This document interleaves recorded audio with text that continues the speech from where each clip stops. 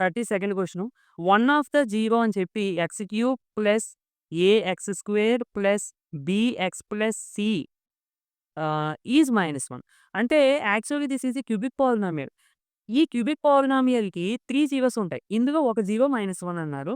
Then the product of other 2 zeros. మిగతా 2 జీరోస్‌ని into చేస్తే ఆన్సర్ ఎంతొస్తుంది అని చెప్పి అడుగుతున్నారు. సో, ప్రొడక్ట్ అన్నప్పుడు మనం ఏ రిలేషన్ తీసుకుంటే బెస్టు? ఇదా? ఇదా? ఇదా? ఇదే. థర్డ్‌ది. ఓకేనా? సో, థర్డ్ తీసుకుంటే alpha into beta into gamma that equal to దేనికి ఈక్వల్ అవుతుందండి? మైనస్ కాన్స్టెంట్ టర్మ్ అంటే మైనస్ కాన్స్టెంట్ టర్మ్ అంటే ఏంటి? C by coefficient of x cube అంటే 1 అంటే మైనస్ సి. ఓకేనా అక్క? చూడండి జాగ్రత్తగా.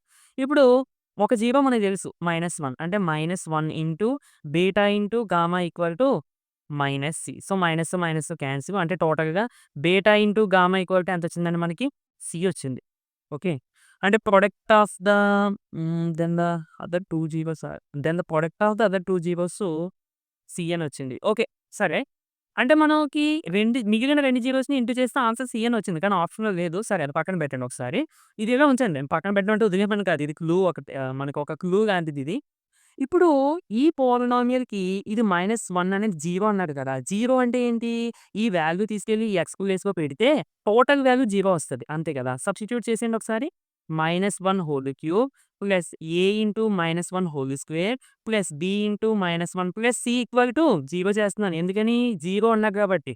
సో, -1 హోల్ క్యూబ్ అంటే -1, -1 హోల్ స్క్వేర్ అంటే +1 అండి. ఏ ఇంటూ 1 అంటే a plus into minus minus b plus c equal to 0.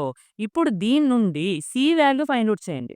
అంటే సి ఈక్వల్ టు ఏమవుతుందంటే -1 అటు పంపించేస్తే +1, -బి అటు పంపించేస్తే +బి, +సి అటు పంపించేస్తే -ఏ.